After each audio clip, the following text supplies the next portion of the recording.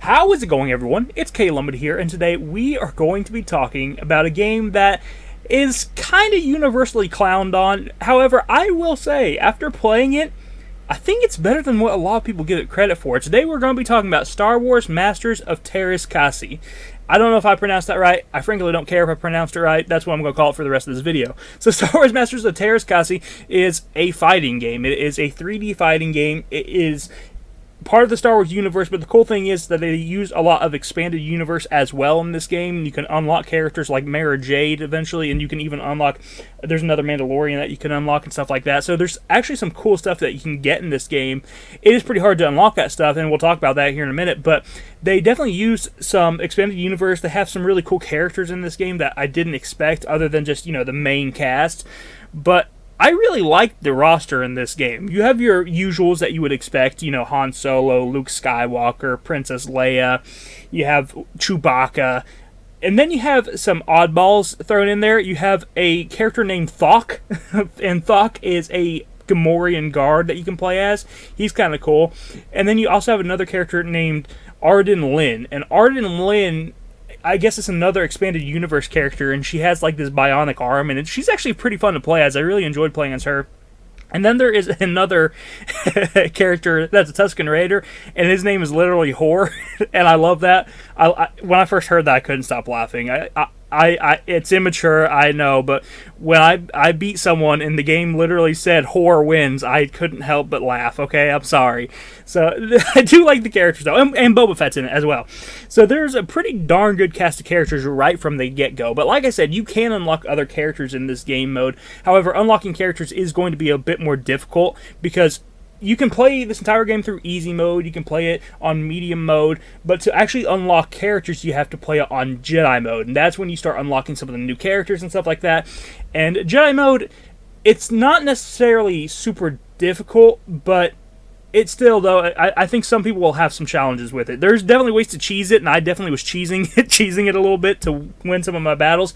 But I did play through this game and beat it on Jedi mode as Princess Leia, so I could unlock Slave Leia. So I did do that. I also played through Mara Jade mode. Well, it's like free Mara Jade mode or something like that. It's really odd. There's this mode you can do that is basically tag team battles, and it's actually really cool. I love the idea of it. It's basically team versus, and you select a team of players, but if you go into it and if you press like L2, L1, and R1 all at the same time as you click it and you're on Jedi mode, it will turn it into this like free Mara Jade mode, and it will automatically select all the characters, and you have to play on Jedi mode to try and unlock Mara Jade. And I was able to do it, and I unlocked Mara Jade, and I thought that was really cool as well. But on Jedi mode, it's definitely doable. I will say it's doable, but it's a bit more frustrating, and you'll notice that you're probably going to have to cheese the AI a little bit to win. I definitely do, at least, so keep that in mind. But I did actually enjoy the different difficulties. I obviously still enjoy easy mode the most because I like relaxing when I play my video games. However, if you do want to play Jedi mode, you obviously can do that, and it still seems fair, except for the fact that you are manipulating the AI a little bit in order to beat them, but still, either way, I still enjoyed both of those different difficulties. The actual game modes that you have a few different game modes. You have arcade mode, which is probably what I would consider to be like the main mode in all of these. Like a lot of these old PS1 games, they had an arcade mode, and that always felt like the main mode to go to. And it's no different in this one. It's the same type of thing. You pick your character in arcade mode, and then you go through the entire cast of characters, and then you have a final boss that you have to fight against, and the final boss in this game is Darth Vader, which is pretty fitting. And you have to beat Darth Vader. Darth Vader is kind of an annoying boss fight because it's really hard to block his attacks. In fact, there's sometimes where he'll just cut right through your blocks every single time, so he's kind of a pain in the butt to fight, but you can beat him, and I definitely beat him a few times. But it is one of those things where I do wish that the final boss fight was a little bit more balanced. And overall, I will say there's some balancing issues throughout this entire game. There's some characters that are just way more overpowered than others, and you'll definitely notice that as you play. For example, the character Whore is extremely weak. He is a very weak character, and he does not really do a whole lot of damage. But then you have the character Thok. Thok is a Gamorrean guard, and his damage is ridiculous. And he has really the same speed as all the other characters, even though he does an insane amount of damage. It has an insane amount of combos, great combos too. He can do a lot of damage, and he still has that speed and everything, and it just makes him so unbalanced compared to everyone else. So there's definitely issues with the balancing, I will say, but even then, I still enjoyed playing through this. The actual areas, the stages and everything look fantastic. I love the different stages, the different backgrounds that you have. I love, there's Cloud City. You can see cloud cars flying around. That one's really cool. There's Dagobah. There's the Rancor Pit. There's just a lot of really cool areas. And I really like that they used the kind of Battle Toshinden style arenas, so you can not only knock out your opponent, but you can also ring out your opponent. So you can knock them off of the ledge and they'll ring out. So I thought that was actually kind of cool too. So they brought both of those into this, and I think that's actually a lot of fun. One thing that this game really focuses on too is the fact that you can do hand-to-hand combat, or you can swap to your actual weapon. Not every character can do that, but quite a few of them can. And I do think they did a cool job doing that, because there's different moves and abilities based on what you're using. If you're using your, hand-to-hand combat, you'll have different combos than if you'll use your, if you're Luke Skywalker and use your lightsaber, then you'll have different combos for him using his lightsaber. And I think that's actually a really cool idea, and it just adds more gameplay. The game does feel clunky at times, I will say, but even though it does feel clunky, it's still very much playable, and I still enjoyed really all of the characters I played as. I didn't really have any problem with the characters that I played as, other than just the balancing being a little bit off. The actual just playing as them and the movement and everything, even though, yeah, it's a little on the clunky side, I still enjoyed it for the most part. It wasn't bad enough to the point where I felt like I couldn't play it or it was unplayable or anything like that, so I really had no problems with that. But yeah, you have the arcade mode. You can play on Jedi mode and play through it as a few different characters and unlock some secret stuff. Or you can go into survival mode. Survival mode is probably my least favorite game mode. Survival mode, just my biggest problem with that one is it's not very fun, because I feel like the best strategy to win in survival mode is to hit your opponent and then just try to run the clock out, and it's just not very enjoyable, if I'm being honest. I haven't gotten like the max number of characters yet. Like, I haven't defeated every single character in survival mode yet, because it is pretty difficult to do, because you're literally carrying over your damage from each battle over to the next battle in survival mode. And the only thing you can really unlock in that one is you can unlock Jodo Kast, who is like another Mandalorian. You can unlock him if you defeat every single enemy in survival mode, but it is a real pain in the butt, and it's really boring. So it's something I want to do, but it's also something that I'm not sure if I'm ever actually going to do, because I just find that game mode so boring. And if you get down to half health at any point, you might as well just restart, because it is so hard to get the enemy below half health and then wait for the clock to run out. Most likely you're going to get hit in that amount of time, and you're going to end up losing anyway. So I feel like if you get hit and you go down to half your health, you might as well restart, because you don't want to go into the next fight with only half your health. So yeah, it's difficult, it's not very fun, and it's just really grindy and boring on survival mode. So not a huge fan of that one, but it is cool that there is another hidden character in that version. Now, there is another game mode, and this is my favorite one. This one I mentioned for a second. It's called Team Battle. Team Battle is pretty cool, because you actually can pick multiple characters, and then the AI will pick multiple characters, and you can fight with just two teams of characters going at each other. And I thought that was actually really fun.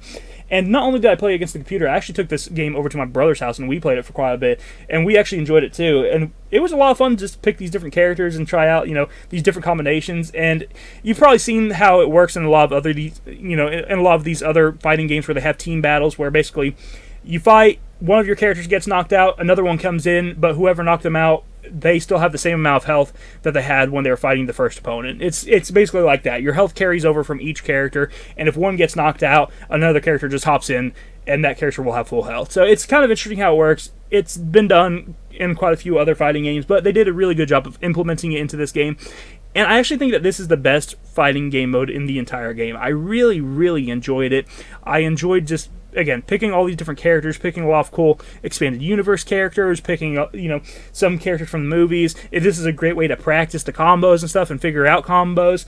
And to me, this is the most enjoyable mode, because it's the easiest to just pick up, play a few matches, and then be done with. So I really like this team battle mode, and I think that if you're going to pick up this game, this is what you should really pick it up for, because this mode is so much fun. And this is the way you unlock Mara Jade. Like I said, you have to do team battle, you have to hold the buttons for that secret code, and it will start doing that free Mara Jade mode, and you can do that. So it's just a really fun battle, and you unlock one of the coolest expanded universe characters by playing this mode. So I really like this. I think it's a lot of fun, and I highly recommend playing this mode. And honestly, I think this game is worth picking up just for the team battle function. This game mode is really fun with all these characters, and I think that it's worth picking up just for this.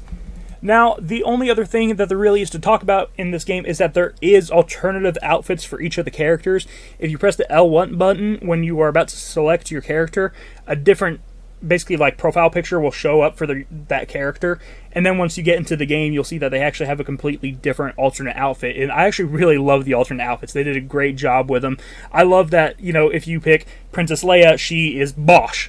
She has the Bosch disguise on and stuff like that. If you do it to Luke Skywalker, he'll have his Episode 6 garb on. If you do it to Boba Fett, he has this really cool armor. I don't know if this is from the cartoon or not. I think it might be, it's either the cartoon armor or the comic book armor, but either way, if you press the button and use his alternate outfit, you get that armor, and it's like this really cool bright green looking armor, and I really like that one too.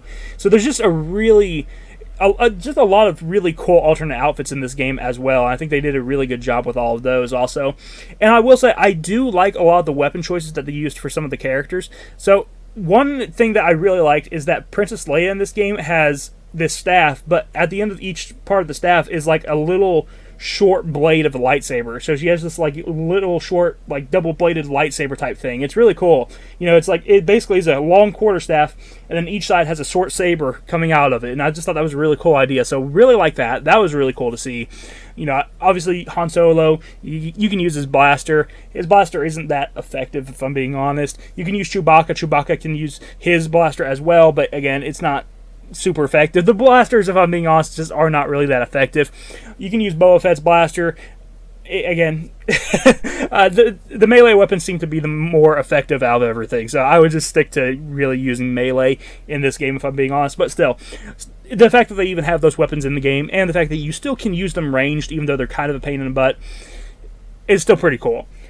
The last thing I will say is that the combos would probably be the only other thing I would complain about when it comes to this game. Sometimes the combos are very long and convoluted, and the payoff just is not worth it.